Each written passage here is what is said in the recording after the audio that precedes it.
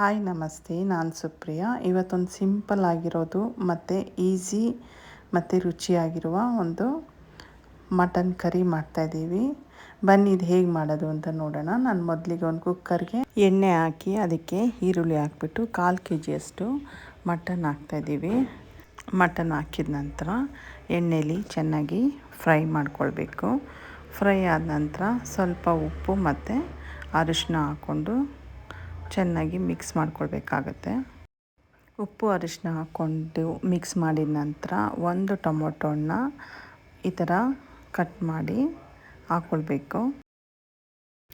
ಟೊಮೊಟೊನ ಹಾಕ್ಕೊಂಡಿದ ನಂತರ ಚೆನ್ನಾಗಿ ಮಿಕ್ಸ್ ಮಾಡ್ಕೊಳ್ಬೇಕು. ಇಲ್ಲಿ ಮಟನ್ನು ಮತ್ತು ಟೊಮೊಟೊನ ಎರಡೂ ಚೆನ್ನಾಗಿ ಬೇಯ್ತಾ ಇರಲಿ, ಅದು ನೀರೆಲ್ಲ ಸುಂಡಬೇಕು.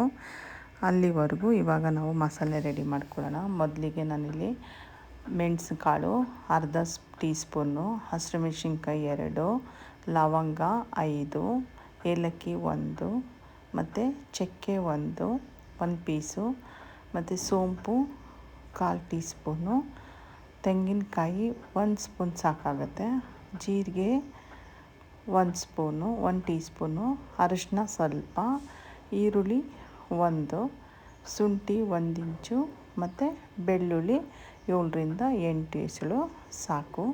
ಇದಕ್ಕೆ ಸ್ವಲ್ಪ ನೀರು ಹಾಕಿ ನುಣ್ಣಗೆ ರುಬ್ಕೊಳ್ಬೇಕಾಗತ್ತೆ. ನುಣ್ಣಗೆ ರುಬ್ಕೊಂಡಿರೋ ಮಸಾಲೆಗೆ ಸ್ವಲ್ಪ ಕೊತ್ತಂಬರಿ ಸೊಪ್ಪು ಮತ್ತು ಸ್ವಲ್ಪ ಪುದೀನ ಸೊಪ್ಪು ಹಾಕಿ ಮತ್ತೆ ನುಣ್ಣಗೆ ರುಬ್ಕೊಳ್ಬೇಕಾಗತ್ತೆ. ಇವಾಗ ಮಟನ್ ನೋಡಿ ನೀರೆಲ್ಲ ಸುಂಡೋಗಿದೆ. ಇವಾಗ ನಾವು ಈ ಮಸಾಲ ಪೇಸ್ಟ್ನ ಆ್ಯಡ್ ಮಾಡ್ಕೊಳ್ಬೇಕು. ನಾವೇನು ರುಬ್ಕೊಂಡಿದ್ದೀವಲ್ಲ ಆ ಮಸಾಲೆನ ಇವಾಗ ಹಾಕ್ಕೊಳ್ಬೇಕಾಗತ್ತೆ. ಹಾಕ್ಕೊಂಡಿದ ನಂತರ ಒಂದು ಸಲ ಎಲ್ಲ ಮಿಕ್ಸ್ ಮಾಡ್ಕೊಳ್ಬೇಕು ಮತ್ತು ಮಸಾಲೆಲಿರೋ ನೀರನ್ನ ಸೇರಿಸ್ಕೊಳ್ಬೇಕಾಗತ್ತೆ. ಇದಾದ ನಂತರ ಮತ್ತೆ ಒಂದು ಸಲ ಮಿಕ್ಸ್ ಮಾಡಿ ನಮ್ಗೆ ಎಷ್ಟು ಬೇಕೋ ಅಷ್ಟು ನೀರು ಹಾಕ್ಬಿಟ್ಟು ಕುಕ್ಕರ್ ಲಿಡ್ ಕ್ಲೋಸ್ ಮಾಡಿ ಒಂದು 3 ವಿಷಲ್ ಬಂದರೆ ಸಾಕಾಗುತ್ತೆ. ನೋಡಿ ಮಟನ್ ಕರಿ ರೆಡಿಯಾಗಿದೆ. ನಿಮಗೆ ಈ ವಿಡಿಯೋ ಇಷ್ಟ ಆಗಿದೆ ಅಂತ ಅಂದ್ಕೊತೀನಿ. ಹಂಗೆ ಇಷ್ಟ ಆಗಿದ್ದರೆ ಪ್ಲೀಸ್ ನನ್ನ ಚಾನಲ್ನ ಸಬ್ಸ್ಕ್ರೈಬ್ ಮಾಡೋದನ್ನ ಮರಿಬೇಡಿ. Thank you. God bless you.